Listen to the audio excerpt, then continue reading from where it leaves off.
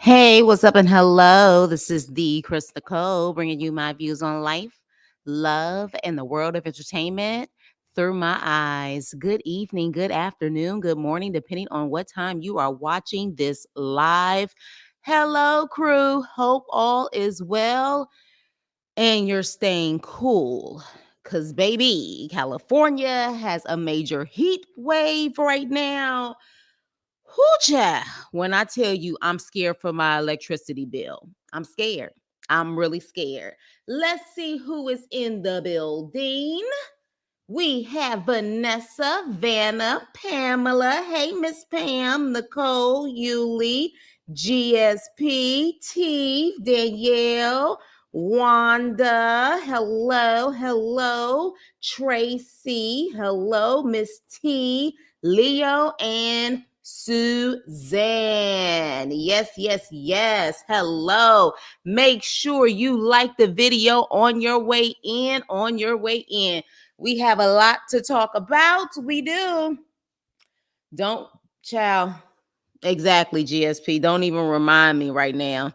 Don't even remind me. Oh, and not even to mention the fires that we have in California. Let's not even talk about those. We just had one not too long ago, I think a couple of days ago, in one of the mountains close by. And the only thing I could think of is my house insurance is going to go up again. Yeah. Yeah. So, but positive, God has me at times when it gets stressful. I know He is a God that is always on time. Amen. Amen. Okay, so let's get to the ratchetness, shall we? All right. Love after lockup. Love after lockup. If I had to rate this episode, oh yeah.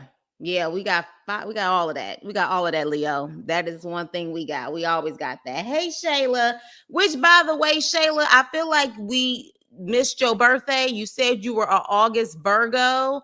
Happy belated birthday to our girl Shayla. And for all the other Virgos, y'all swear I hate Virgos. I do not hate Virgos.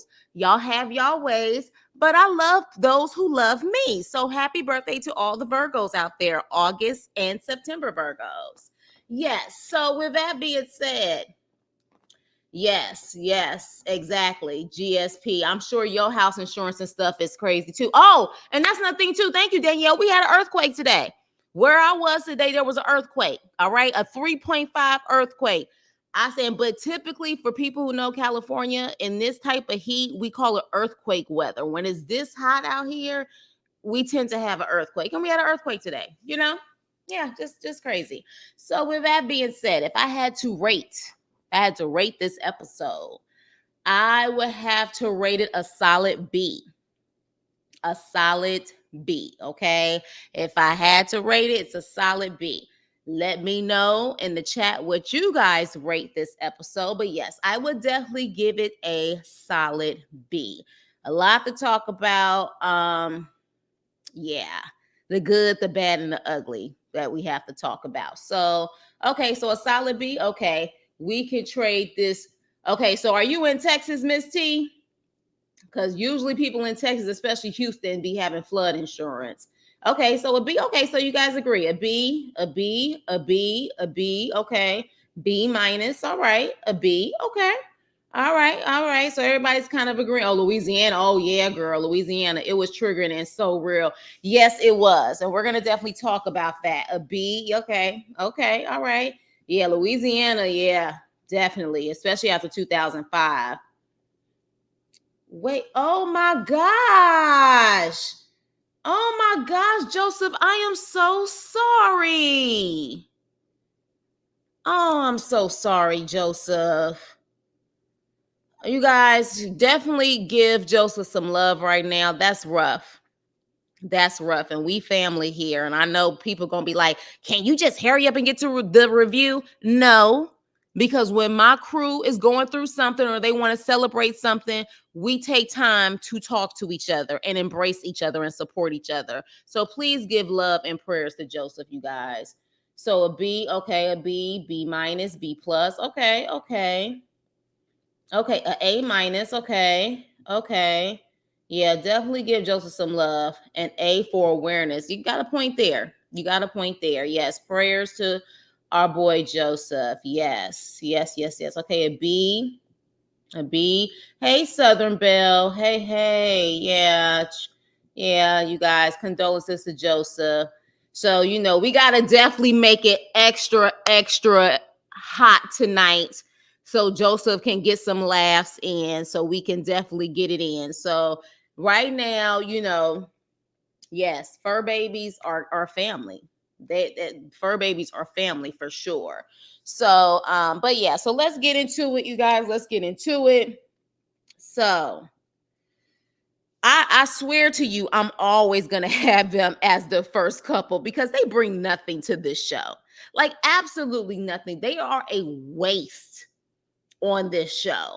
I just don't get it. Besides the fact that they needed a filler spot for this season. They didn't have enough couples and they just needed a filler because it's pointless. So Julian and Christine, child. So they're in Maryland, of course, and she calls her PO. And Julian, suggests that they just drive down there because she couldn't reach her PO. And he's like, we don't need no more issues with you having a probation issue, violating your probation. So let's just go down there. She is a totally different person. That does not look like the same person. It does not look like the same person. Y'all can't convince me otherwise. Like, I need to see fingerprints. I need for this person we've been seeing on the TV to do the fingerprints compared to this person. Like, I just don't feel like that's her. But okay. So yeah, so they end up driving down to the probation office or whatever. So she got the contact information she need for her PO. And then next thing you know, they end up going to get something to eat. But as they're walking, he's pretty much like, job, ho.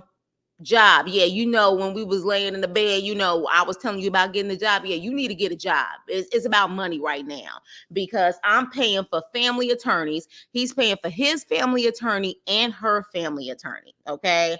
And so she's like, well, you don't have to effing rub it in my face. And it's hard for me to get a job because I'm a felon, which is true.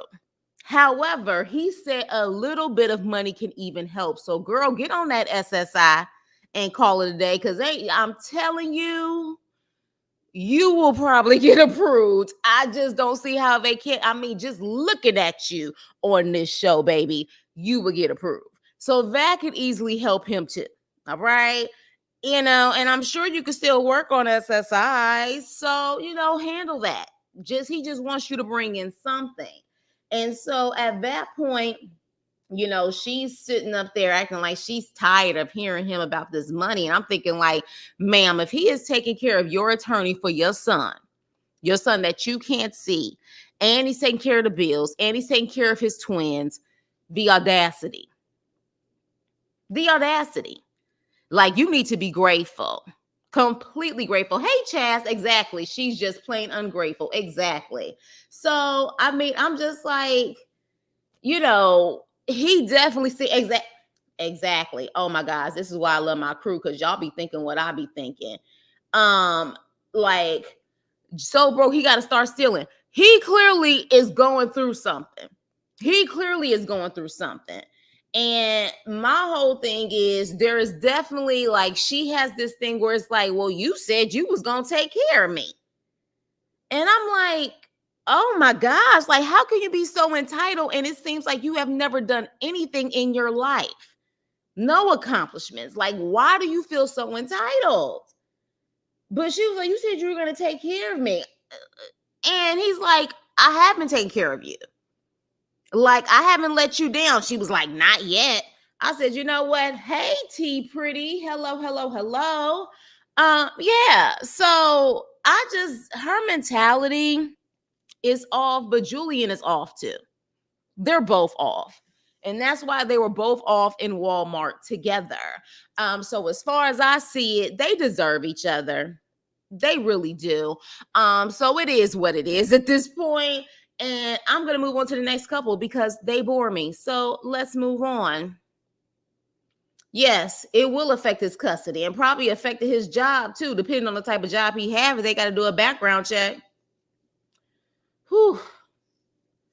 I'm going to start calling her Miss as if, or Miss Clueless, because she just gives me clueless as if vibes. Shout out to the popular movie Clueless, because that's what she gives me, Miss Good Old Bianca.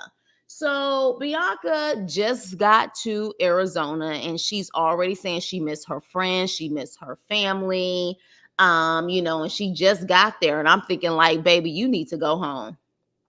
If you already missing your family and friends like that, go home.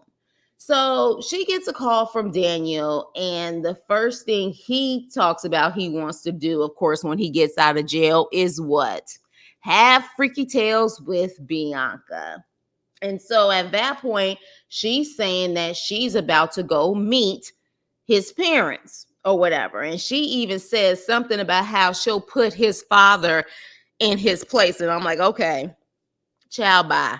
So, because she's still upset over the fact that the father said, "Are you mentally stable? Get over it." So she meets the parents, and apparently the father is actually a stepfather. And we find out that he has had sobriety issues as well. He's been sober for 5 months, not 5 years, 5 months. So, based on what the mother says, there is a history of her not only having addiction issues in the family, but also apparently felon issues in the family. All right. She immediately questions Bianca about her drinking around Daniel. And the mother has definitely had a rough life. She's also been with the convict herself. She has lost a son to addiction. And the mother, in my opinion, she's being a little unrealistic with Bianca not drinking, because Bianca even said, look, if I can't drink around him, I will go out with friends. You know what I mean? Yes, rolling with the homies. I'm telling you, Clueless was my ish back in the day. But yeah, so she said, well, I won't drink around him. I'll go out drinking with my friends. And the mother said, how about not drinking at all? Ma'am, she is in her 20s. She is in her 20s. She just became legal to drink. Like, are you freaking kidding me? Like, she's going to have fun. To tell her to not drink at all is to be completely insane. So for me in that situation, I was just like, y'all really got too many rules for this girl. You need to be focused on your son and making sure that he's going to be okay. Because let's be clear, it's one thing about doing illegal substances, but drinking is legal. So he's going to have to get to a point where when he's in a restaurant that has a bar or things like that, people are going to be around him drinking. If he goes to a game, people are going to be around him drinking. So it's like at the end of the day, he has to understand that his sobriety and all of that has to be more important than what he sees going on around him. So it's no way that you realistically, Bianca's never going to take a drink. And when she said she'll take a drink with her friends and she said don't drink at all, you got me messed up. To me, that's absolutely insane. And if it's that serious where he has to be that strict, or she has to be that strict where he can't even possibly smell it on her breath when she comes back with her friends from a bar or something, yeah, he doesn't need Bianca. Somebody I think mentioned a church girl. Yeah, it needs a church girl. Because there's no way. It's just not realistic. All right. Hey, Dancing Pixie. So yeah, so definitely, but I was just like, okay, so the dad did apologize for saying, "Are you mentally stable?" I wouldn't have taken offense by it. I would have probably said, maybe I need to reconsider this relationship. Because to me, the way I took it is, are you sure you want to deal with this fool and what's going to come with him? Like, you don't seem mentally stable to understand what you're about to get into. That would have been a red flag for me to get the hell on. So I didn't take offense to it, but he apologized because he said that's just kind of his humor, I guess. I'm just saying, like, whatever. But she's young, she's dumb, she's full of and she's clueless. So that's just what it is. So I guess the next episode, we're going to see Daniel finally get out.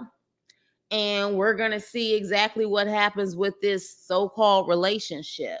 So moving on.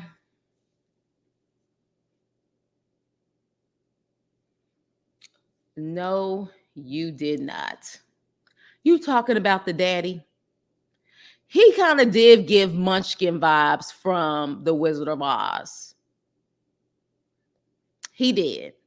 The Lollipop Guild, the Lollipop Guild, the Lollipop Guild, he did kind of give that. That's so mean, GSP. But funny. So moving on. Moving on. She got a 4-month lease in the Airbnb that production probably paid for. Yeah. So, damn. Oh gosh. I give it 30 days. All right. So LaTisha and Keith. So this time, LaTisha actually goes to a lawyer, not a paralegal who has a felony record. She goes to the lawyer. And I want to say that's the same lawyer she went to the last season she was on, Love During Lockup. So she goes to the lawyer, and the lawyer pretty much looks at her like he did the last season, like she's a dum-dum. And he's like, so you use a paralegal. Like, what did you expect using a paralegal? Hi, Mickey Love. How are you? What did you expect? He's a freaking paralegal. He can't really do anything for you. And so at this point, he was like, oh, okay, so this is a felon who was able to get himself out of jail. So now he's using that as a way to make money. And so I'm sorry, you guys. And y'all let me know how you feel. I'm not buying that LaTisha is this stupid. I'm not buying it. We already have heard the allegations that she has, that she's an alleged scammer. Scamming takes patience. It takes some type of brain. Even when they get caught, typically they can get away with it for a very long time. And also, scammers recognize scammers. They can typically eye them from a mile away. So it's hard for me to believe that she just got played and she didn't know any of this. My gut is that this is something that was created for her to get on the season because she can get a coin. Because remember, Keith ain't getting the coin, but LaTisha would get a coin. So that's my opinion, and that's my guess on it. I just don't believe she was this naive to give money to a freaking felon / paralegal, not an attorney, especially when she claims she always had that attorney that she keeps going to. Why would you immediately go to a paralegal versus an attorney? It does not make any sense to me. So at that point, he pretty much tells her she's a dumbass. And he's not going to get out. These new rules, these new laws don't apply to him. It will apply to people like guys after him, but not him. And he only got 8 months left. So he's going to have to probably serve his time. So at that point, she literally goes home. Well, first, she ends up calling Keith. Okay. She ends up calling Keith, telling Keith, and Keith is like, oh man, you know what I'm saying? Like, why would he do this? And, you know, I was expecting to get out. And so she ends up going home and telling the auntie, remember Keith's aunt, and the aunt is like, that's crazy. We should be whooping Ben's ass. And I'm like, whooping his ass and knocking out the 4 little teeth he has left. Yes, knocking them out. However, again, I'm not buying it. But interesting enough, there's more. There's more. That pink slip she got from the sheriff's office, okay? Okay, hold on. Our attorney in the chat is saying something. Let me see what you're saying, Pam. I'm not sure that this guy is even really a paralegal. He seems like what they call a jailhouse lawyer. Exactly. He seems like what we call someone paid to do a skit. And that's all I'm going to say about that, because that's just my opinion. You know what I'm saying? So, with that being said, that pink slip that she got on the sheriff's, like the sheriff had put something on her door, apparently, the aunt tells her, oh, well, bad news. The home that you're currently in, that you're renting, the owners haven't been paying the mortgage. So now this home is in foreclosure. So you're going to have to leave this house. And you probably have like a month or so to get your shit and get out. Pack up you and your kids and get up out the house, get to stepping. All right. Now, let me explain something to y'all. Okay. And I'm going to go back to this picture. She lives in Iowa, Idaho, one of them I states. Both of them are cheap as hell. Hey, Nene. Both of them are cheap as hell to live in. Ladies and gentlemen, let me explain something to you. She has an alleged white Mercedes. She has a alleged real Louis Vuitton bag, and that bag is estimated, I believe, between $2,800 and $3,200. You have that car, you have that purse, and you're driving up to a house that you rent. Don't do that shit. Hey, Indigo, don't do that shit. Absolutely not. We got to do better. I would rather roll up in a Honda Civic with a Coach purse or a Michael Kors purse and roll up in my house that I own than to sit up there and literally look like you got all of this money, but you rolling up into a freaking home that you're renting that now allegedly is about to be foreclosed, so you have to move out. Now, the only way that you can sit up there and get away with stuff like this is two places, in my opinion. New York City, LA, and even the Bay. Because renting in New York City, LA, or the Bay, you paying a mortgage. Okay? So I can see how you paying a mortgage or whatever the case may be. But honestly, if I can be honest, I would even say some of those places, if you kind of move on the outskirts of LA, you could still probably be able to find you a home. New York City is a renting lifestyle. Okay? It's a rented lifestyle. Like people rent and they have apartments that are pretty much their family's apartments. Like it's been generation after generation. Like they pretty much, that's their apartment. That is just the lifestyle in New York. So I can get someone with a Louis Vuitton bag or whatever the case may be, because that's New York. But I'll be damned that she literally is doing this storyline, whether it is fake or true. And you sitting up there in this luxury car with this Louis Vuitton bag, yes, with the hair given a very low food stamp budget. You know what I'm saying? Like straight up, like you paying for you to get your hair done with food stamps. I don't even say Corolla budget. I say food stamp budget. So the priorities are just not there. They're not. I'm a little disgusted by that situation.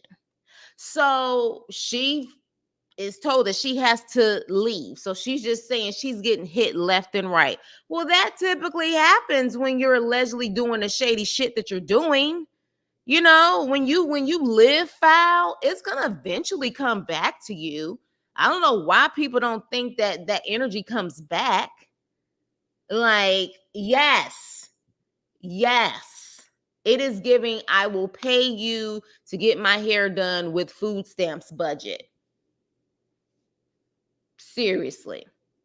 So when it all boils down to it, LaTisha, get your priorities together. You have kids, my love. You have kids, darling. And so the first priority is making sure you secure a home for them. So this won't happen if this is a true story. So I don't know, y'all. Y'all let me know. Y'all let me know if you actually believe her story and this is actually true, or LaTisha did what she had to do to get on another season for this show so she can get another bag. She can get another bag as far as some type of income coming in. And she made up a story that he's getting out early just so production can come back and put her on the show. What do y'all think about that? But that's my opinion. That's my opinion. I wish I could get some food stamps that doesn't end. Oh, well, we going to talk about that. At this point, you know what you got to do? You got to be an illegal migrant to get food stamps. Yeah, $13,000 worth. Yeah. Yeah. You know what I'm saying? You got to just be an illegal migrant. That's all you got to do. You can get $13,000 worth of food stamps. You can get free rent. You can get all of that. You sure can. You can get health care. You can get it all. So, with that being said, we're going to move on. LaTisha, shame on you. Do better. Even if this is a fake storyline, this is embarrassing. Just straight embarrassing. So, let's move on. Yeah. I ain't believing that hype. All right. Exactly. She is picking up what she put down. Yes. LaTisha needs money. LaTisha allegedly. Yes, allegedly. Tisha is picking up what she put down. There it is in the house. Child. First of all, is the omelet the only thing that he can make? I swear that's the only, he keep bragging about this culinary skill that he got in prison, but the only thing he can make is omelets. Like, I'm confused. I'm really confused. I'm like, how long were you in prison and all you can make is an omelet? Okay, homie. So, Shonta and True.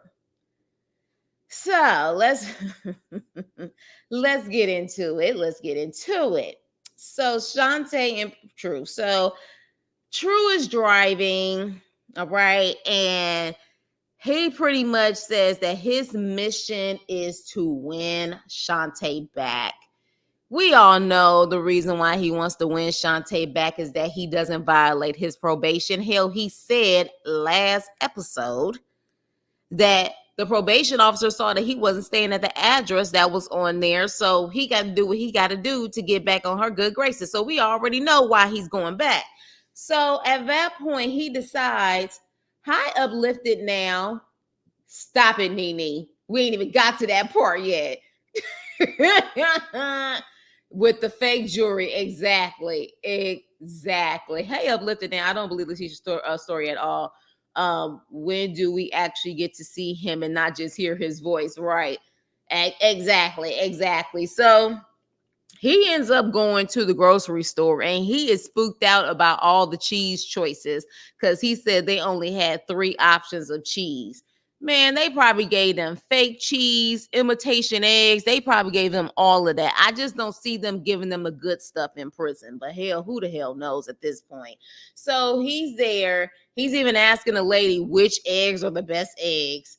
It's just a hot ass mess. But he's sitting up there looking like he truly is still dressing like it's 13 years ago. And at that point, he tells us he's been making his money by going to the casino, hustling, gambling. That's a real skill set, I guess, for them. Nice skill set. Ain't even trying to get a job, I guess. All right. He just going to the casino and gambling and hustling. Interesting. Isn't it part of your probation supposed to be that you're getting a job? Like, seriously. So, with that being said, he goes to the door of Shonta's new place. Now, you're not going to be able to convince me she didn't know he was coming up there because it was set up to where they got different angles of him getting out of the car, walking up. And if you notice, her dog didn't even bark at him. Now, unless that dog is really just a friendly dog, which is possible, or that dog is just familiar with True because that dog knows True. All right. So I was just like, that dog ain't barking. That dog ain't hesitant. That dog looked like he has seen True so many times. So he ends up knocking on the door. And lo and behold, she sits up there and stands in the door. She's like, hi, True. And mind you, when they do a close up on her ass, her eyes and her freaking grin that she trying to hide pretty much tells us that she was so happy to see his ass. So happy to see him. It didn't have a collar on, but the crazy part about it is that dog was in her house. So that dog literally, first of all, I was like, why is your dog just randomly outside like that? Like, I don't do that. Like, I can understand cats because cats have a tendency to want to go outside and roam because they're independent, but dogs, absolutely not. But hey, at the end of the day, that's her dog because the dog was in the house. So she claims she act like she don't want to see him. He gets into the house, of course. And at that point, he's like, we about to have a cook-off. And she was like, no, I ain't cooking, but you can cook. And so at that point, he gives a fake ass apology. All right. Gives a fake apology. And he wants to make this omelet, a steak omelet. All right. And so at that point, he's like, look, I don't need you. I don't need you to send me or give me money. And I'm like, no, you need her. You need her for that address. And you needed her for money when you was in prison. So at this point, he's talking like he's big, bad, and bold while he's making this freaking wick omelet. Because it's amazing to me how he literally made an omelet with real steak, real eggs, real cheese, and it still looked like it was plastic. How does that even make sense? You literally went to a real grocery store because I'm sure the stuff they have you cooking with in the jail is WIC certified, imitation cheese and all of that.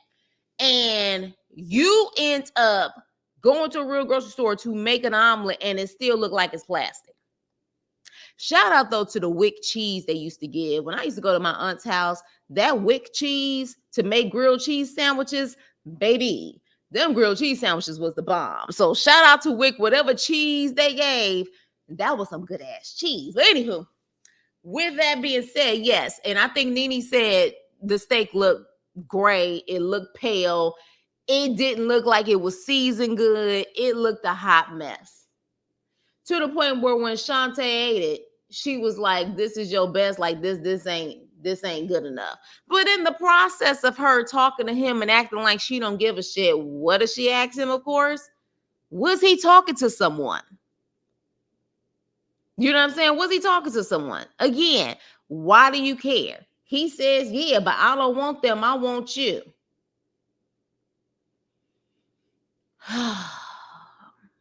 Shantae, you're just dumb. So while he's cooking this funky ass omelet, she goes to her couch and starts plucking on the petals of a flower, saying, he loves me. He loves me not. He loves me. Excuse me? How old are you now? 35? With how many kids? Did production tell you to do this corny ass shit? Really? He loves me. He loves me not. You already know the answer. Oh, off to see the wizard. Yes, baby. That WIC cheese, making them grilled cheese sandwiches, a sandwich, baby. When I tell you that was the cheese to have, honey, that was the cheese. I used to love going to my auntie's house. Be like, make that damn grilled cheese with that government cheese. Like Shayla said, government. Exactly. So she's doing this corny ass nonsense. And when she eats that nasty omelet, and child, let me just, like, if it's this easy, Shantae, like, I could just look through True and see that he wasn't genuine. Like, And this is why a lot of people don't believe their storyline, because it wasn't genuine. And like literally with her Morticia Adams wig on her head, baby, if she wasn't giving Morticia Adams with this damn wig, da-da-da-da, da-da-da-da, Morticia Adams, who told her this wig was acceptable? Who told her? Okay. And let's not even go there with people saying that she has alleged that she has lupus. I know people who have lupus. Let me make this very clear. If she had issues with her hair when it comes to lupus, she wouldn't be putting them braids in her head. All right. Now, unless them braids that she always had in her head was a wig, which it didn't look like a wig. If she had issues with her hair, she would not want to put those braids in her hair because that creates tension. All right. So, yeah, Morticia Adams all up and down with that wig. Just, I mean, the part didn't even match her complexion. They didn't pluck it. Sorry. It is what it is, shit. So look, so at that point, she was like, we ain't in a good place. You can stay here, but you can't stay in my room. You can stay on the couch. Shonta, how about he can't stay there, period? Didn't he say it was like only a 2-hour drive or hour and a half? How long did he claim this drive was? Thank you for this nasty ass omelet. You can take the omelet and you can go back home. So I just, at this point, it's just not believable. He said 5 hours, he can still take his ass home. He can still take his ass home. People do it all the time. Yeah, well, he can do it. Especially the way he played her. You can do it. Or if you claim you don't need my money, then take your damn money and go to the nearest motel and stay there. Period. You think them funky flowers that you probably got off the freeway and the dang on omelet that wasn't even, I don't even know if she was able to chew that sucker, is enough for you to be able to stay on my couch? Absolutely not. He sure can. He sure does know. Y'all can't, Shonta said, y'all can't tell me nothing. I know I'm the ish in this wig. I guess, honey. Shonta also says she is blind but dry. Oh, what? Oh no. Exactly. Between her and that struggle wig and True's fashions, they are making Missouri look bad. Isn't Missouri supposed to be the show me state? Whoo, Missouri. My crew members from Missouri. What y'all feel about how they got y'all looking right now? That's all I got to say. So at that point, she says, yeah, you can sleep on the couch. And that's it. I mean, look, at the end of the day, and look, they showed her belly. She did look pregnant, but we ain't gonna pretend like there's women out there with bellies like that and they're not pregnant. So I don't really know, but apparently she is pregnant based on that. It did look like a round, firm belly. All right. So look, I don't know. I don't know if I can believe this story. She is legally blind allegedly. Oh wow. I'm look like it like when SpongeBob has every time Shantae lists another medical issue, I feel like yelling, "Where is your scooter?" Needy. Pregnant or flab? I don't know. Who wakes up and thinks, I think I'll grab a bandana around my hand, different colors. Oh my gosh. There are men out there with bellies like that. True. And there's women out there with bellies like that. Like, it is what it is, especially ones who have had children. So, look, it is what it is. But I'm over them. I mean, at the end of the day, this seems like it's a fake storyline, in my opinion, and they're just doing this to get a bag. It is what it is. But at this point, they're starting to fizzle out. They're a little boring. You know what I'm saying? So they're going to have to bring it if they're trying to stay on multiple seasons, because I think that's what their ultimate goal is to be on for multiple seasons. So moving on. I want to go to them because I don't want to end on this. I don't want to end my review with them. Yeah. So let's get to them now. Let's get to them now. So Hope and Arthur, and of course I call him the Demon Triangle. He is making food for Hope. And of course, Hope is still complaining about him being out with his mama. And he was like, I was just out talking with my mama. And he had the nerve to say, maybe the wig because he likes a white woman. Here's the problem with that dancing pixie. We still ain't seen no white women for him to have claimed that he's never been with a black girl. So it's quite interesting. It's quite interesting. Or maybe he's the type that when he finally gets on his feet and he's on a come up, that's when he'll get his white girl. Maybe that's the case. But with that being said, he's like, I was just talking to my mama and she said, I don't care if you was talking to Jesus. You're going to regret those words, Hope. You're going to regret those words. So at that point, she says, well, I got a fun date for you. I'm going to take you to the fabric store so you can start making some clothes. All right. And he's actually excited about this. And while he's in the fabric store excited, Hope gets a call from her sister. All right. And we find out her sisters don't even know about Arthur at all, based on what she was describing. And she's on FaceTime with her sister, and Arthur comes by and he's like, who is that? Who are you talking to? And she's kind of telling him to hold on and almost kind of like telling him to be quiet. You know what I'm saying? Because of the fact that they don't know about him. So then when she hangs up with her sister, Arthur's like, well, who is that?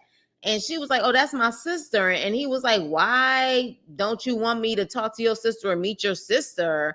And she was like, well, I just feel like it's not a good time, not the right place. And Arthur in his confessional was like, well, what the hell? Like, your sisters don't know about me at all. Like, what other secrets are you hiding? Are you hiding some other men? And I was like, well, I mean, look, I know he keeps talking about the men thing because I guess she cheated on him while he was in prison. But, he got a point on that his sisters don't even know about him. While she's so busy bickering back and forth with the mama, her own family don't even know about Arthur. So at that point, he ends up trying to put furniture together.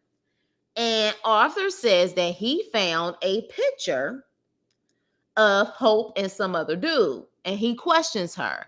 And she's like, I mean, it's just a picture. Like, do you want me to throw it away? And his eyes say yes. In my opinion, his eyes was like, hell yeah. Like, why do you still have the picture?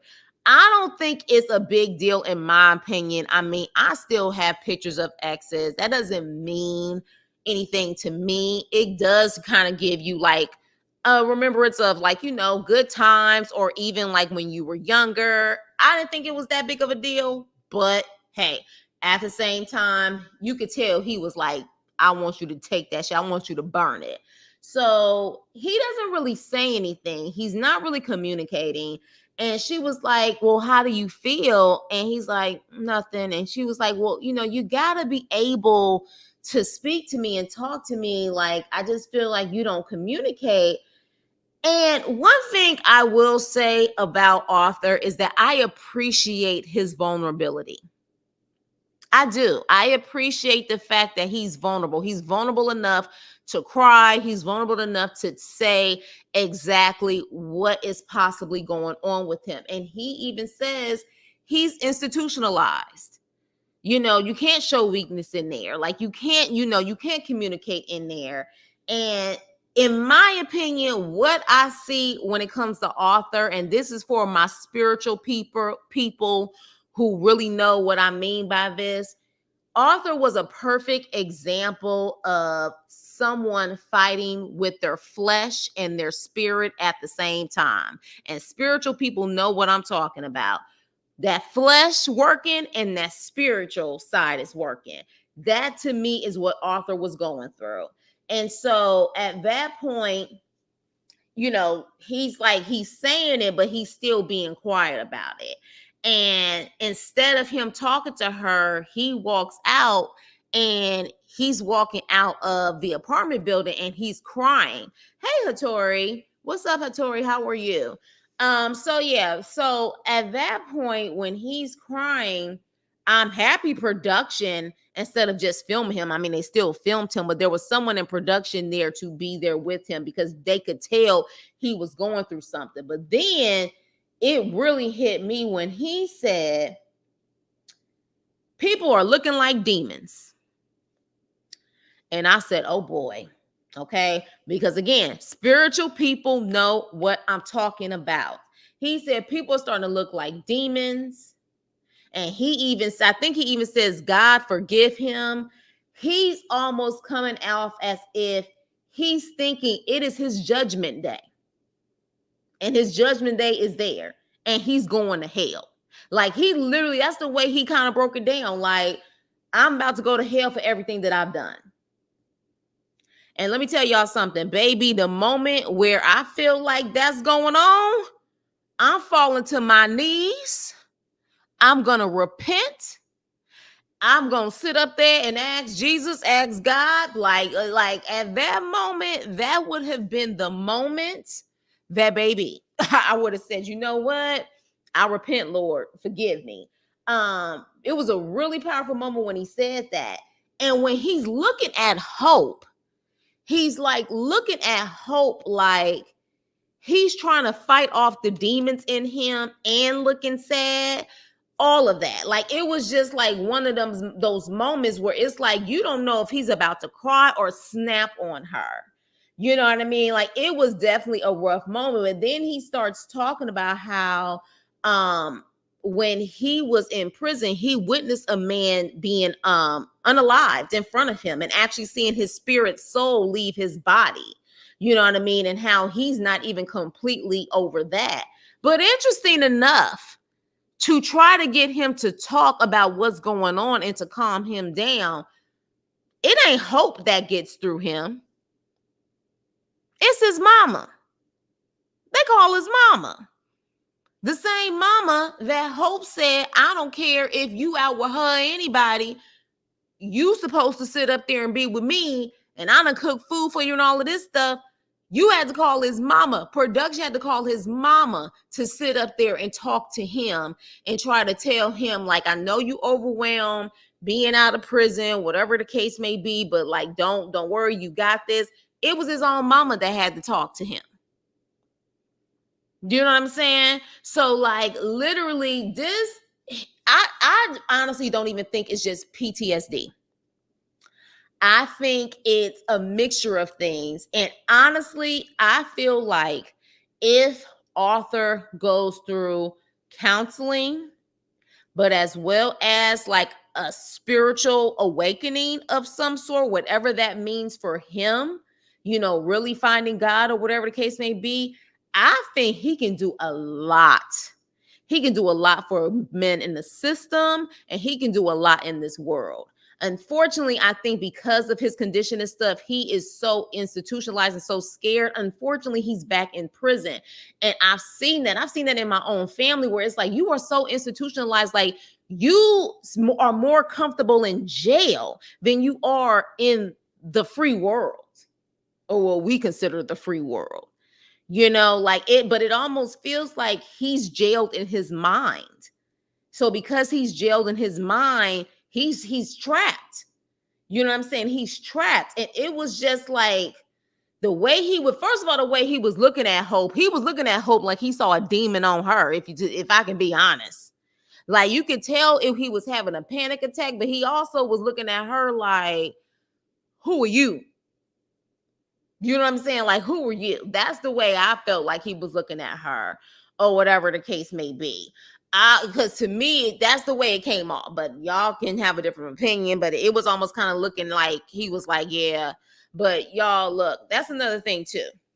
And I'm going to say this. Like, I know we all are feeling We feel for Arthur, but we also have to be mindful of what we do with our bodies, what we listen to, what we watch. That dang on triangle, I don't know why he put that on there, but I think he needs to remove it. It just looks demonic, y'all. And we have talked about this.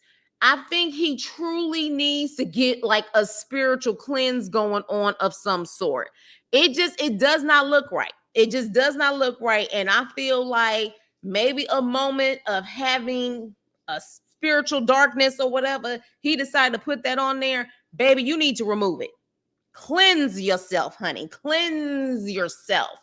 Because it don't look right. I was like, that triangle is haunting your ass. Okay.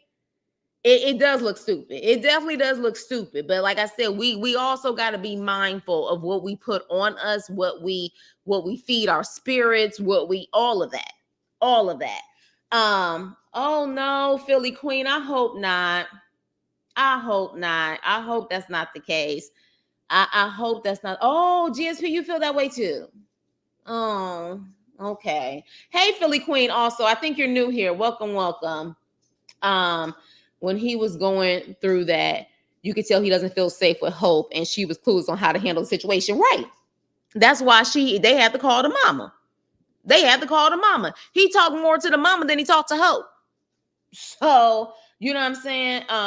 Yeah, I hope that's not the case. And that's another thing too. Like every guy that goes to prison, who goes to prison for years,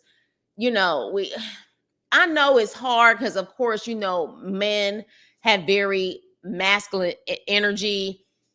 I don't think every guy who's been in jail for X amount of years goes through that or even has relations with other men. There are some men who are truly disciplined and they don't play that. I think we do have some men out there. But again, that's your opinion. You know what I'm saying? I think that's your opinion. But yeah, I think, like I said in the last episode, Arthur is a sensitive soul and he's an empath. So things are going to bother him and they're going to haunt him because he truly is a sensitive guy. You know what I'm saying? So I definitely, feel like that is an issue for him, that things just affect him more deeply. And I appreciate the fact that he's willing to be vulnerable to share that. You know what I mean? Because I can't even imagine how many, men feel the same way as Arthur that have been in prison, but they feel like they can't share it. So they take it out, with aggression and violence. So, kudos to Arthur for being like that, but I really want him to get some help. And I really want him to get some counseling, but counseling all the way down from his childhood on all the way down. Unfortunately, he's in jail again. So I just really hope that he understands that, he has the jail is in his mind also. It's in his mind and he has to release that in some kind of way, in a healthy way. You know what I'm saying? Like he has to. Arthur has a lot of regrets that exactly. He needs a support group for people coming out of prison. They have those. Exactly. Where he can feel vulnerable. Because the thing is his mother, of course, is there for him too, but he has had his issues with his mama too. He done had issues with his mama. He done had issues with Hope. So he definitely needs to have an unbiased opinion of just support. He really does. Tattoos are used to express ourselves through art on our bodies, but art can sometimes imitate real life. I don't know what Arthur's triangle means, but I bet it's nothing good. Exactly. But again, things that you put on your body can affect you too. Didn't we have this discussion where I said, I don't know anyone who put their significant other's names on their bodies and they're still together? We had that discussion. I was like, I don't know anyone who got their significant other name on their body and they're still together. Because what God you believe in, your body is a temple in all religions. So, and those things also can affect you too, spiritually, in my opinion. in my opinion. So that triangle, though, the pyramid, whatever he want to call it, it don't look like it means anything good. You know what I'm saying? Hope is a garden tool. He has a new, oh, he does. Okay.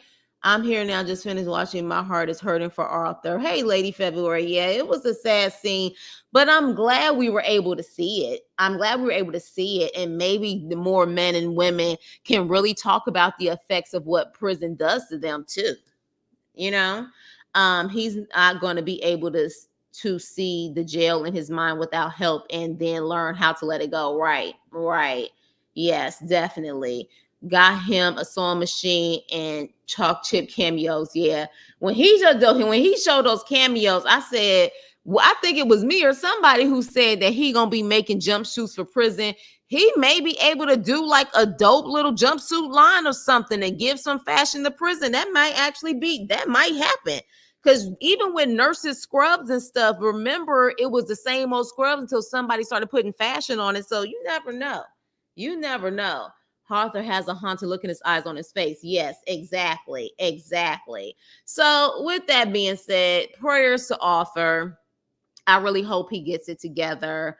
And I really want him to remove that triangle.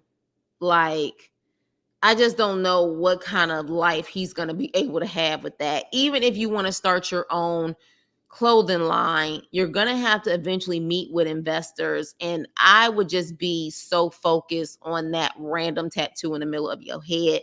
I don't know what it represents, but just please, when you start over, just get it removed. So yeah. I said the same thing. I can see it now, locked in and dressed down apparel. Right. Exactly. Y'all ready? Yeah. I ain't willing to do it, but he can do it or someone else can do it. You know what I'm saying? But I think so, because he made the comment that the paint is depressing. You're wearing the same thing in prison and with the person next to you, that is depressing. Well, I mean, as much money they putting in them damn prison systems anyways, why not give them, different outfits to wear in prison? Maybe that will kind of help their mood a little bit.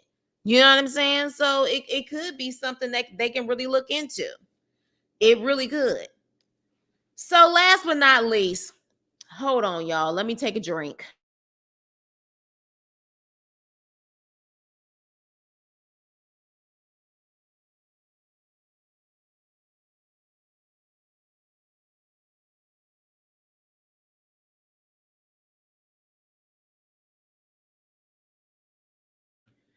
I need to take a double drink on this one. Okay. All right. Y'all ready? Yes. We going to Zeruiah. I'll call her Zuzu and Troy. All right. So, child. We start off with Troy being a good son. Okay.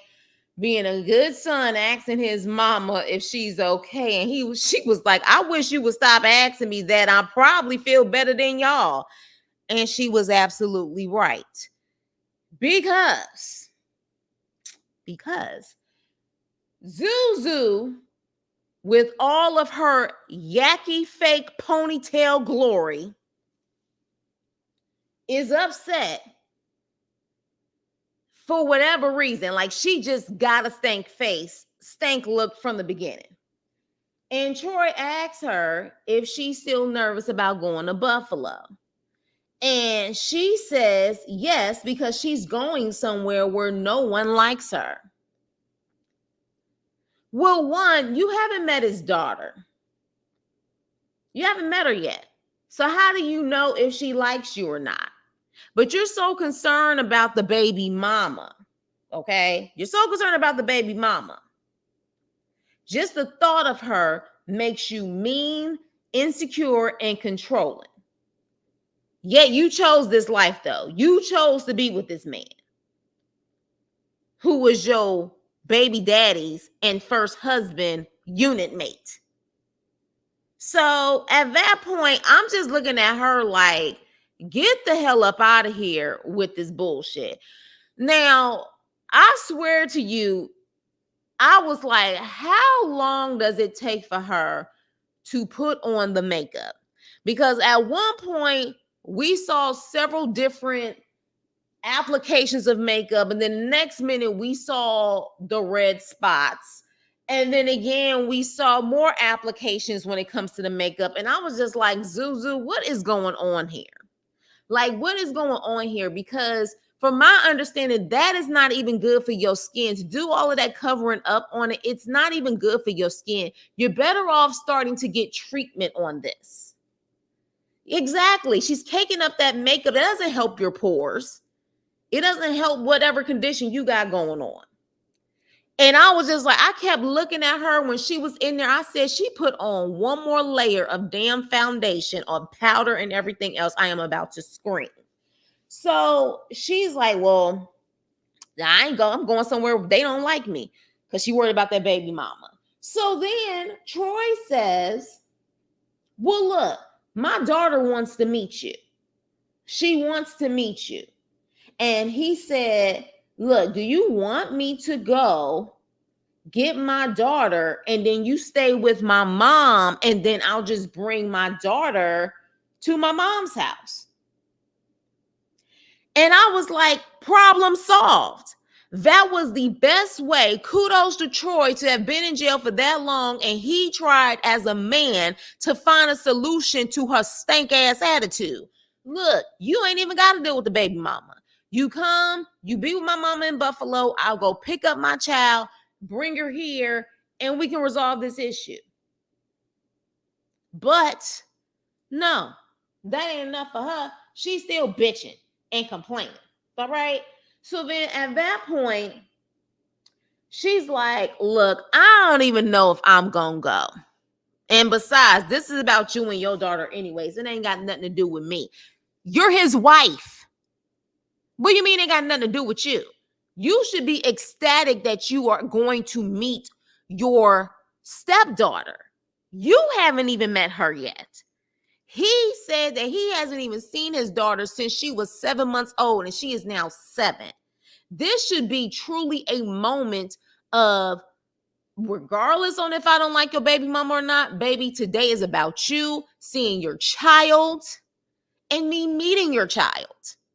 But no, she wants to sit up there and complain. All right? She wants to complain. She wants to bitch and moan and bitch and moan some more. So then at that point, in sidebar, Troy went to the sink, and they had them damn dirty dishes in the sink. Did y'all see that? I know they ain't about to leave that house with them damn dirty dishes. And there was food stuck on them dishes too. That is just nasty. But you know how I am. Attention to detail, sidebar. But that was nasty. So at that point, he's like, well, I already talked to my baby mama, told her I don't want no drama. And she was like, that's the problem. You done sat up there and talked to the bitch. And since you done sat up there and talked to the bitch, you can go to Buffalo by yourself. And even the mama steps in. She was wearing it. Thank you, Dancing Pixie. Because I was like, baby, let me tell you something. Anytime, and ladies, I will hope ladies know this, but clearly looking at Zuzu, all ladies don't know this, or all women don't know this. If you bend over and your titties is about to pop out of your bra, that ain't the bra for you. Okay? And every time she bent over, I said, she about to have a slip. She's about to have a slip. So this just proves that whether you're big or small, some women don't know when a bra is appropriate or not. Okay? And that was definitely one of them moments. But back to the situation. So then she just upset because he talked to her. And then Karen gets involved. And Karen is like, well, look, we don't even consider the baby mama family, but the daughter is family, and he has no choice but to talk to her. He got to talk to her to see what's going on when it comes to his child. And I said, even high ass gummies is making more sense than this bitter heifer in front of us. So at that point, she was like, I ain't going. Pack your shit, go to Buffalo and get the F out of my house.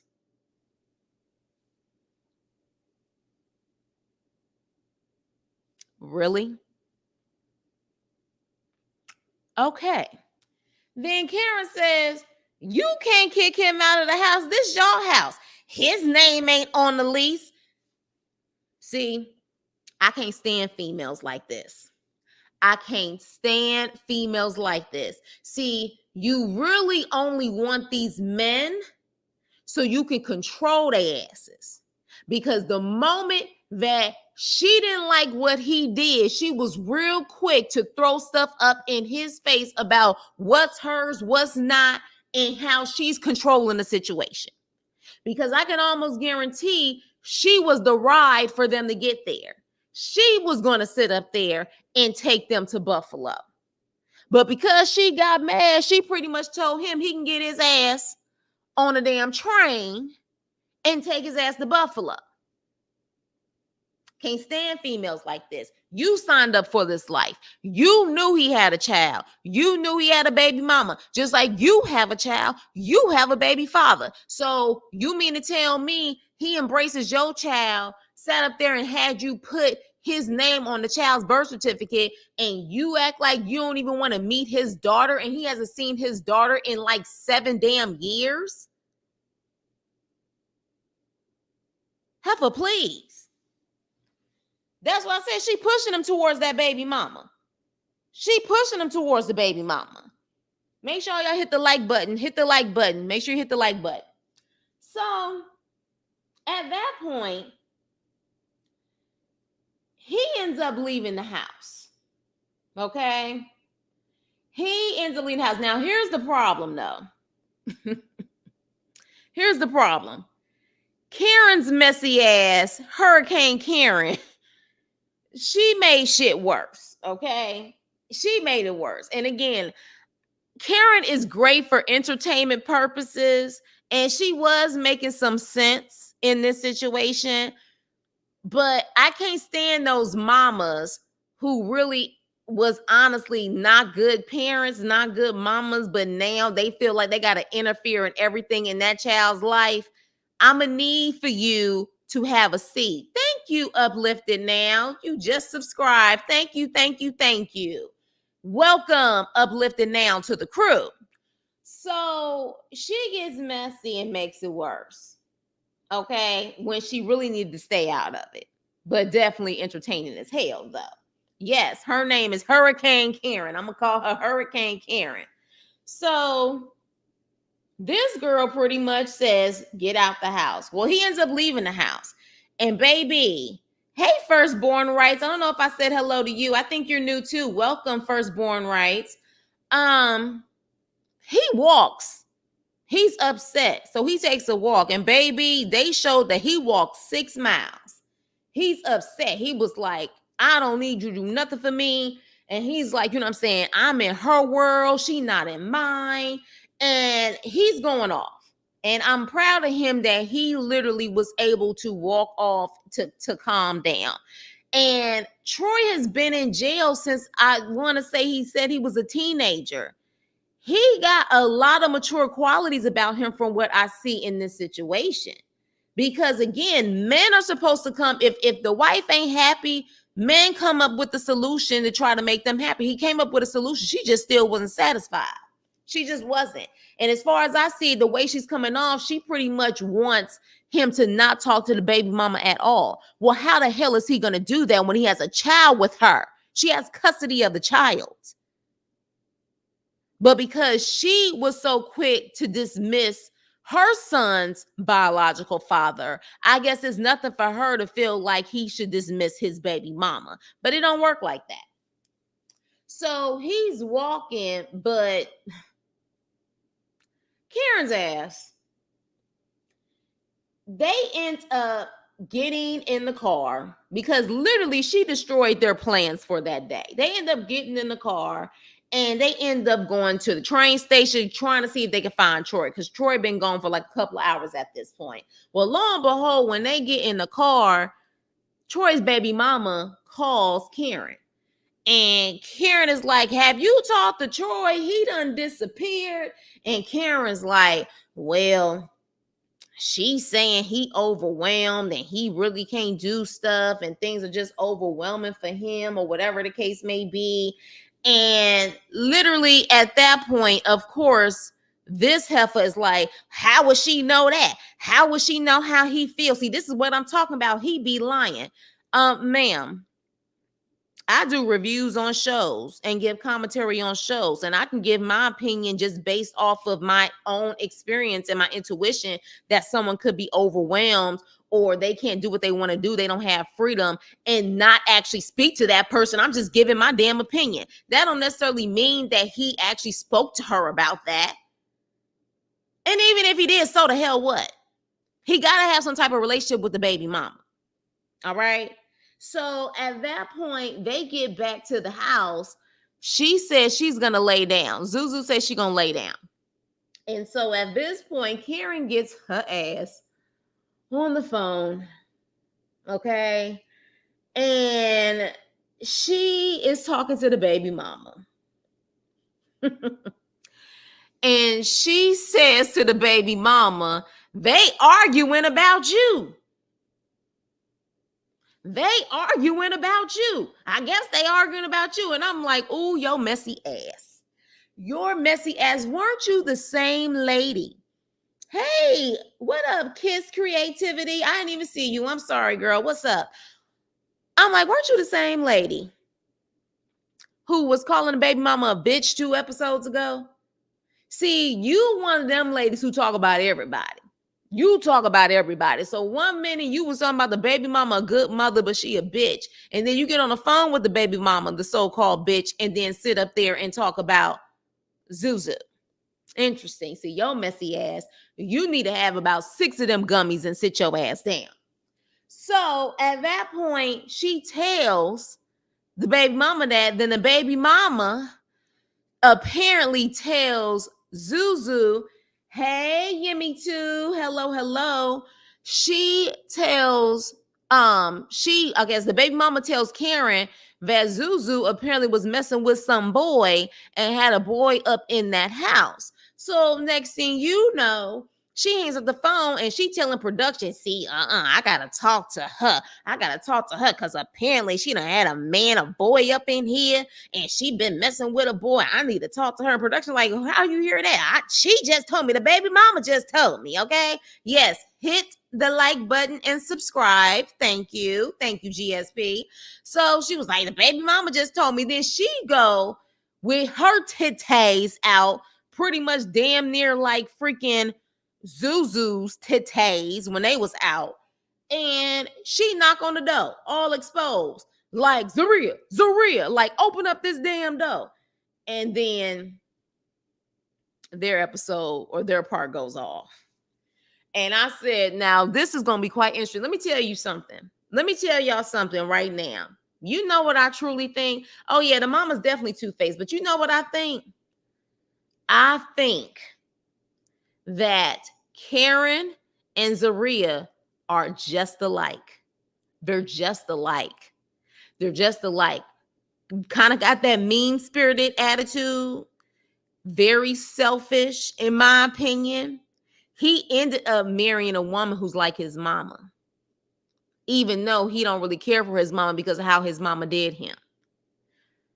When you really look at it, and you really look at the way she was arguing and cussing and fussing and the way she was acting, I was like, I swear to you, he done married his mama. He done married a younger version. So the reality is, if you don't want to see Karen 2.0, I suggest you move the hell on, Troy. But here's the thing about Zeruiah. You pushing him. You pushing him to the baby mama. And my whole thing is, what was the damn point of you going to this quote unquote tarot reader, spiritual advisor, and her telling you verbatim, it ain't gonna work out, for you to sit up there and still deal with it, but then get upset every time and get triggered every time you hear the baby mama's name. So this is quite interesting. But I definitely feel like Karen and Zeruiah are alike. They truly are alike. And yeah, they're going to be on Life After Lockup. I heard about that. I was like, oh, they're going to be on Life After Lockup. That's interesting. That is very interesting. And then, of course, we got a couple other ones. Some of them I did not want to see coming back, damn it. But yeah. She don't even have her son. So that's what I'm saying. She's Karen. She is Karen. Troy married his mama. And I'm be honest with y'all. What I have learned is that typically men typically marry what they see when it comes to their mamas. That's the good or the bad. Or they're attracted to literally what they see when it comes to their mamas. Literally. If they have a great relationship with their mother, they tend to look for women like that. If they have a bad relationship, as much as they can't stand their mother and their mother's ways, they end up being with women like that who stress them out just like their mama. Which is very weird. But she is Karen 2.0. She is. Because the way she was going off and being unrealistic, Karen comes off like that and unrealistic a lot of times. So, but it's going to be quite interesting if both of them go toe to toe, because Karen was being messy and she was interfering in their relationship. But Zuzu, my dear, you wanted her there. Remember when you told Troy, like he was a child, that his mother is coming and he has to pick her up and she's going to stay here, like you were giving him chores or instructions. You wanted this. So now you got it. And her messy hurricane, gummy eating ass is stirring up the pot in your situation. And that's what you get. But as far as I see it at this point, the fact that Karen was making more sense than you about you, how you not being realistic in this situation, that's a damn shame. Look, after watching The Worst Ex Ever 2, I say the same thing. Like, it seems to be so stressful being in these relationships nowadays. I mean, damn. Explain how Z's parents are able to handle Karen. And that's another thing, too. She said, my parents taught me not to ever chase after a man. Well, clearly you never listened to your parents, because you have no problem chasing after jail meat. How you gonna say your parents taught you never to chase a man, but you've been chasing jail meat for all of this time? Jail meat created your child, and then you went from one jail meat to the other. Sounds like you chasing the meat and you paying and giving them money. That sounds like a big chase. So what the hell are you talking about? That's what you do. That's your career. You chase men. So clearly you didn't listen to your damn parents. I'm telling you. That man may just leave her for the baby mama. How you got them is how you lose them. Look how she exactly. And that's another thing too. See, when you play dirty, you're always paranoid because you know how you started a situation was on rocky foundation. So you're always going to be wondering if the ball is going to drop because you started off shady in the damn first place. Yeah, that's how it goes. I hope he go back to the baby mama, let the baby, yeah. I mean, especially if they would work together though. I mean, as long as it's not a dysfunctional situation. Troy was so mad to the point where he walked exactly 6 miles. 6 miles. And I want to know how long it took him to do that 6 miles. But you could tell he was upset. But he didn't scream at her or anything, even though she was screaming all up in his face. If Troy go back to jail, Zeruiah will have contributed to it. She does get the vibes that she can make a man go mad. And her, thank you. Exactly. But her son apparently allegedly don't even live with her. He lived full time with her parents. So that says a lot. It really does. Troy was talking while he was walking, telling himself that he's going to be okay and can make it on his own if he has to. He needs to do that with her. Yeah. Yeah. Z didn't care about Troy seeing his daughter. Hell, she ditched her son to be. Mic drop. Mic drop. Mic drop. What you say? You talking about you messy? Hold on. What Leo say? Wondering will the baby mom make an appearance in this season or life after lockup? Probably life after lockup. I gotta agree with you on that one, Nene. I want to see that shit. I wouldn't even be mad at that. I would actually want to see that. I would love to see that. And her and Zuzu go face to face. Cause see, Zeruiah gives me the vibes that she talking all of this mess, but when she get in front of that baby mama, she ain't gonna have all of that energy. She give me those vibes. She definitely give me those vibes. All that mess she was talking, you was on phone with the bitch. All of that shit she was talking, I feel like she would be a church mouse. A church mouse in front of that baby mama. I'm ready for to blast her crunch and munch face to Mars. You a mess. Hope the baby mama's on next season. Yes, probably so, Leo, but they aren't bleeping. They aren't bleeping her name. Yeah, you know what? You got a point. They aren't bleeping her name.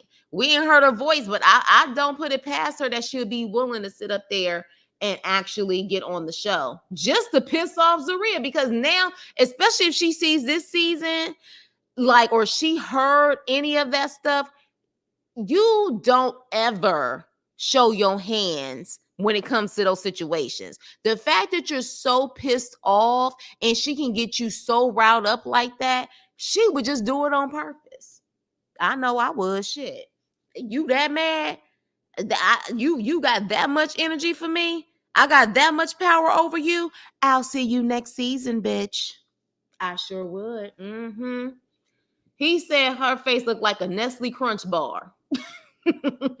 That says a lot about yes, it does. Definitely mic drop. Bet she'll wear racing green. I hope we get to see the baby mama and see what she's like. Right. Yep, she give me scary. Z won't bust a grape in a fruit fry. Right. Exactly. ZZ Top needs to chill out. All the baby mama got to do is drag her by that drawstring. I call it the Yaki special. Because, baby, you already know. I couldn't stand seeing those girls who the ponytail hair didn't match with what they had on their head, or they didn't have a professional do it to slick it down so it looks like the fake ponytail on top.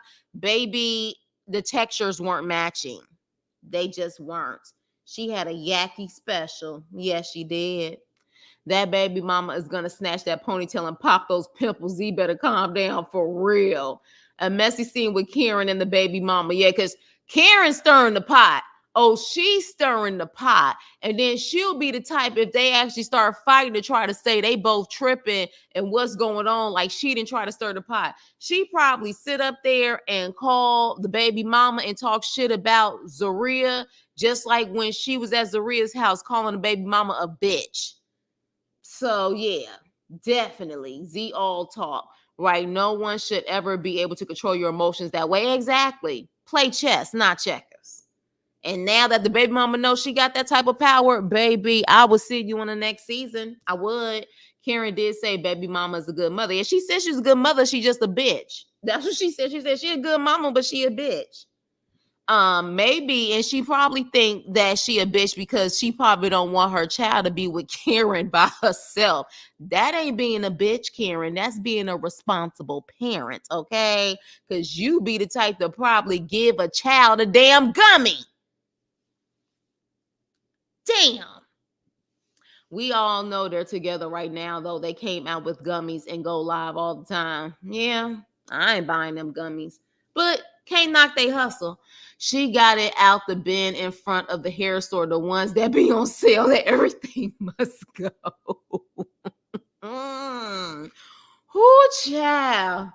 Who child? She got that head that if you even try to watch that bad boy, It's gonna knot up and be nappy knots, all of that stuff. Not even nappy, because good nappy head can still be combed down. That sucker gonna knot up.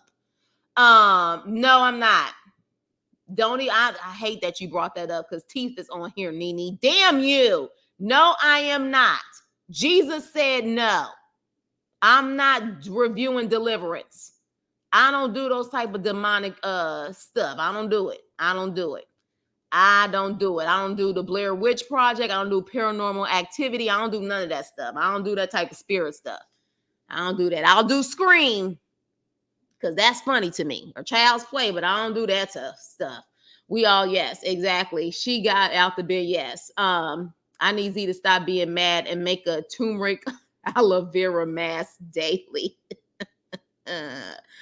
I know the baby mama is sitting at home watching TV and smiling while rubbing her hands like, ah, ha, ha, ha, ha. Exactly. Exactly. She just messy. Exactly. This is teeth now. You don't know me, but I know you. What the world? Oh my gosh. What is Zeruiah wearing? And wearing all of the green. I don't know. Maybe green is her favorite color. Yeah, she is an instigator from way back. That old school instigator. Yeah, the movie was crazy. I don't do those type of movies. I never even watched The Exorcist all the way through because I don't do those type of movies. Child, that is one thing I don't do. I do the funny horror movies. Child's Play, Scream, that stuff, but that stuff when it comes to spirits and stuff, no. She's going to be the downfall of their marriage. I am going to start reviewing Power again, though. I guess I'll finish it up, even though y'all know I was so upset with the last one before the break, but I will be doing that. I'll do Power. See, you see that? Exactly. What do I need to watch that for? Having a conversation with a devil. Now Zucchini got a nappy. I cannot. After seeing that movie and watching Arthur on this episode, thank you, Leo. Exactly my point. You know, just certain things. Some people can watch that type of stuff. Some people can't. Yeah. So I can't do that type of stuff. So no, I will not be doing it. Yeah. Karen reminds me of Shanae from Martin with the outfit and hair. Oh my goodness. Man, I miss Martin. That's when TV was golden. Do you hear me? How many times can you recycle one ponytail? Baby, that Yaki ponytail was only meant to be worn once. I promise you. It was literally one of those probably buy one, get one free specials that she only needs to wear one time and throw it out. Damn thing looked like the freaking, that ain't a puppy little vermin that was on Martin. That's what that thing looked like. Okay, it was good. Okay. All right. I'm gonna review it. Oh yeah, I'm not a horror movie. No, it's not about giving it a chance. I don't do demonic spirit type of movies. It's not give it a chance. Teeth been begging me, I don't know how many times, sissy, watch it. No, I don't watch those type of movies. So it's not about a chance. It's about that I just don't do those movies. I just don't. That is one thing I don't play with. I don't play with spirits. I don't do it. Then don't watch paranormal. Exactly. That's what I said, Joseph. I didn't do Paranormal Activity, the Blair Witch Project. I don't do that type of stuff. That is definitely not for me. It definitely is not for me. And her dad looks like Tommy. No, her dad looks like Stan. That's what her dad looked like, Stan from Martin. That ponytail is working overtime, no PTO days off. I don't like those type. I don't do them. See, and Teeth like that type of stuff. He watched those type of movies, so he think it would just be something I'll be able to just watch with no problem. And did y'all hear, sidebar, did y'all hear all of the scary stuff that happened on the set when they were making that movie? Listen to the freaking interview with Lee Daniels and Monique and stuff, and they talk about all the crazy stuff that happened on set when they actually made that movie. I don't play with that type of stuff. I don't play with that type of stuff. I don't open up that type of stuff. I'm with you. Yes, I don't play that. The tall guy on Martin. No, Stan is the guy who owned the radio station. That was Martin's boss, GSP. She's like, okay, I'm old now. Tommy was the one who ain't never had no job. He was the tall one with the bald head. You ain't got no job. That was Tommy. Yes, exactly. Teeth, I was laughing watching the movie. The only thing scary was Omar. Y'all are a mess. Gary Morrison is all those characters. Now you will watch Scary Movie franchise. Oh yeah, of course I will. Now that's different. Scary movie. I don't even watch Scream because Scream is to me hilarious. Like Scream is hilarious. Child's Play is hilarious. Although when I was younger, the first Child's Play was not hilarious to me. Yes, thank you, Pam. I don't do it. I don't do it. It does something spiritually for me, so I just don't mess with it. And I remember I've never seen The Exorcist all the way through, and I never will. But Child's Play to me now is funny. But when I was younger, Child's Play came out in the 80s. Let me tell y'all what. Let me tell y'all sidebar. Y'all know we get into some stuff at the end. Let me give y'all a sidebar of what my mama did, baby. This child, I want her off my screen, but I guess we ain't got no choice. When Child's Play came out, I watched Child's Play with the family. I don't know. Some of you guys are older. You probably around my mom's age or close to it. Do y'all remember those dolls back in the day? They used to be like these life-size dolls. They used to be like mini size, like 3-year-old dolls. They used to be like a big thing back in like the 50s and 60s that were like popular, and they had like black dolls like that. My mama thought I would love this doll in my room. And I remember when Child's Play came out, she had that doll in my room right next to my freaking night lamp. Can you imagine after watching that freaking movie Child's Play and seeing a doll come alive and you trying to sleep and you got this freaking doll in your room in the corner just as tall as you with a freaking night light reflecting on it? Baby, I thought that doll was about to come alive and off me. Do you hear me? I had nightmares. So I know spiritually for me, there's just certain movies that I just stay away from. Child's Play now is funny, but yeah, because I ain't trying to watch something that's going to give me the spirit of fear, honey, because the Lord gives me power, a sound mind, and understanding. Amen. Amen.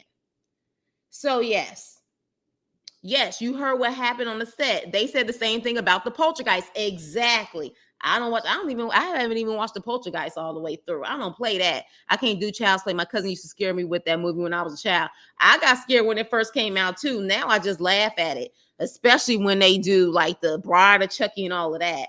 Yes, I don't do spirit stuff because I'm not inviting anything in. I have enough problems already. Yeah, some people, they fine with it. I just know spiritually how I am, and I just can't do it. So yeah. So you don't watch Freddy? No. And I don't even know if I watched a full Freddy movie. I don't think I have. They also scare me with, yeah. Like I said, Scream, that's the most that I'll do. When I watch Child's Play, I went out and got a good guy doll. Okay, see, he likes that type of stuff.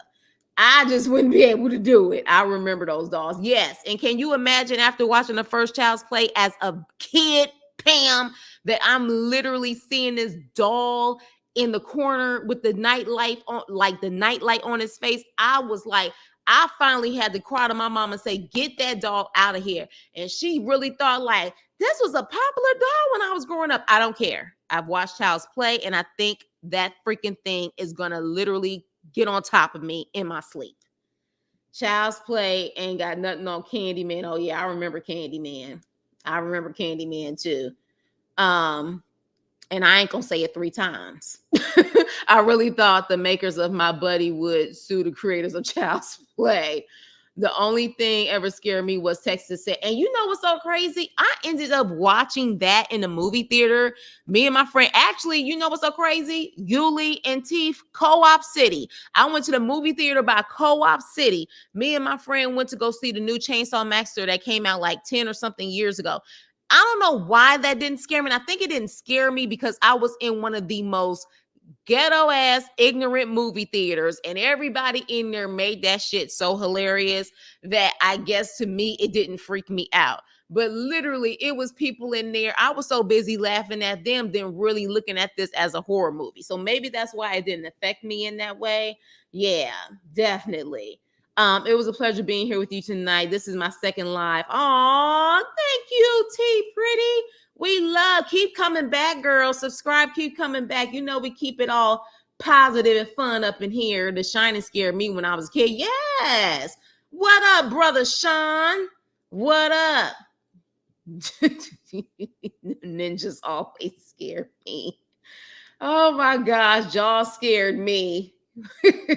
Sean, you coming in late, brother, but it's all good. I know you infamous for replay gang. But yeah, we're done. We talking about random stuff when it comes to scary movies and stuff. I couldn't sleep after Freddie thought he should. Exactly. You bet. Hey, all right. Don't make me start singing a song. Don't make me start singing a Christian song that God doesn't give us the spirit of fear. Amen. Power, love, and sound mind. Exactly. Nah, y'all, I love horror because I love mythology, and you see them as monsters. I see them as live history. Okay, live history. American Girl dolls. I think that's what they were. Hey, Love Bug. I think so. Child, Freddie is a connection to girl. Okay, you going deep, Yuli. You going deep. The one with Jessica, the only movie that ever scared me was Nightmare on Elm Street. Someone was just saying that because, of course, if you went to sleep, you thought he was coming for you. That was a good horror remake. The original Chainsaw Massacre is terrifying because it could happen. It was funny to me too. My sister took me the first one. And yes, as a child of God, I don't watch that stuff either. I'm careful what I allow in my spirit from TV. People, yeah, and some people can look. I know because I actually watch a lot of Christian channels as well. People who give the word and stuff like that. I know some people was like, do not watch it. But then there was this one lady who said she felt like it would, watching it would actually get people delivered and get people to repent. So I guess it depends on who you deal with. I just know how I am. Okay. And I know that ain't good for me. And that's why I told Teeth, I said, no, Jesus said no, because he know me. And so, I don't get scared. Oh, okay. Wait, Yuli. Now, you can't say that word outright. You got to asterisk that. I saw, yeah, my buddy doll. Exactly. Good night, T. So with that being said, oh, yes, and you subscribe, Uplifted now. Appreciate you. You definitely keep coming back. So with that being said, you guys, we're done. Look, we just spent the last 15 minutes or so talking about everything else, but love at the lockup. So yeah, so definitely, and maybe we'll start doing random lives, or we can just talk about anything and everything, because we can keep a conversation flowing and going up in here. So maybe I'll do that. But with that being said, definitely look out for the power review. I'm going to do a power review. Also, again, let me repeat myself.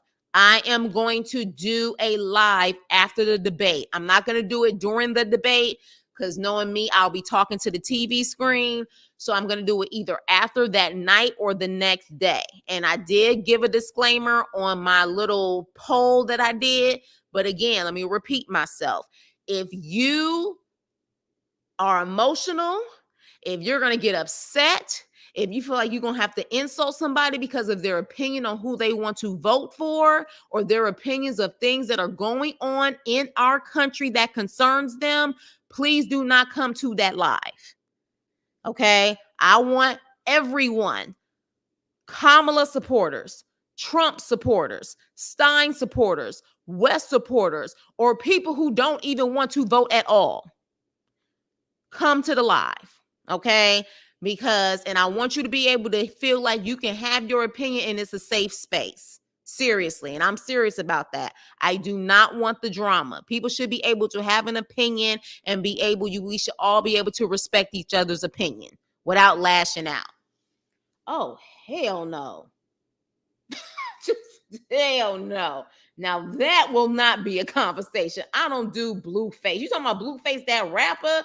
And she had this issue with her face for how long? Oh, you talk okay. We talking about yeah, and yeah, that's another see, and that's the thing. And then you want to make an announcement about it, Nene. You ain't gotta make an announcement about it. At the end of the day, you just don't have to come to the live, love.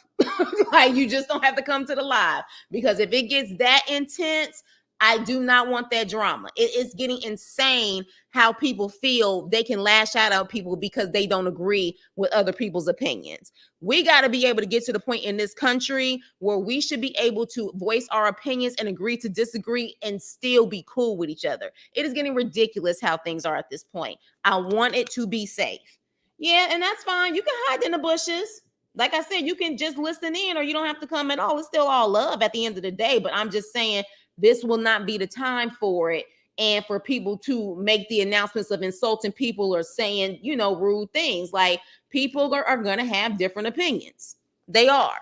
And, you got people who are pro-Trump, pro-Kamala, pro-Stein, or they don't want to vote at all. And I want to be able to hear their opinions and give their feedback and be able to see what research they've found, why they may be voting for that person. I think we should be able to have a healthy discussion. And for those who don't want to have a healthy discussion, y'all can just come to the next live.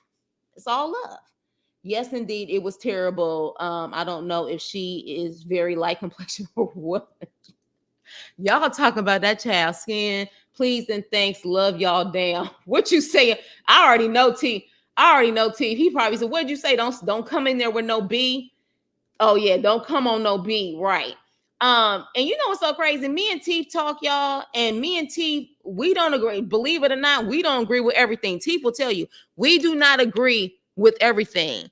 But guess what? When we don't talk, like after we're done, it's like love you, sis, love you, bro. We can definitely have a conversation without it being like, and we definitely sometimes are on different sides on opinions. And that to me is the way that you can really have a great dialogue, Yeah, I might be in the bushes. We will still show our love for you, Chris. Oh, I appreciate it.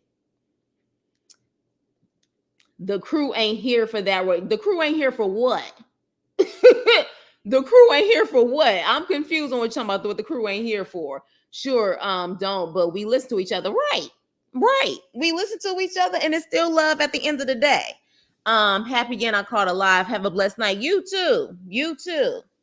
Yes, you too, Mickey. Come back and make sure you subscribe and tell your friends. But at the end of the day, you'll be shocked how many in the crew are here for this type of dialogue, or the crew just wants to hear different opinions, or they want to state their opinions. Like I think, at the end of the day, everybody's not a Democrat. Everybody's not a Republican. I'm independent. So at the end of the day, I will look at all sides and make my decision. Everybody's not a vote blue, no matter who. Everybody's not a vote red because they said. That's just what it is. We ain't here for no foolishness. Just glad to be here. I'm just very happy to be here. Yeah, we not here for no foolishness. So that's why I'm saying if you feel like there's going to be foolishness because of what you hear, that would be the live that people don't come on, and you just come on another live. Y'all, I am out, but all right, definitely. But to be here on that live, okay, yeah, you'll see it. I'm gonna post it and let you guys know when the live is gonna come, and it will be a free for all discussion on our opinions and what everyone thinks. So with that being said, you guys, please like, share, and subscribe. And I will see you on my next video to tell your HU sister to tell her supervisor to give that $4 million back to the HBCUs. Wait a minute now. Okay, so Shauna, you coming to that live to tell her supervisor to give. Are you coming? Okay, so you coming to the live. I guess you coming to the live, Sean. I'll make sure to post it. Okay, I'll make sure to post it so you can come to the live. And definitely we could talk. And again, it will be a safe space. I can do it if you let me know. I will. Okay, cool. With that being said, it'll probably be either the day after the debate. The debate is on the 10th, so it'll probably be the 11th, more than likely. But it'll definitely be this week for sure. So with that being said, you guys, I love y'all. Have a wonderful evening. Have a safe weekend, and I will see you on my next video. Toodles.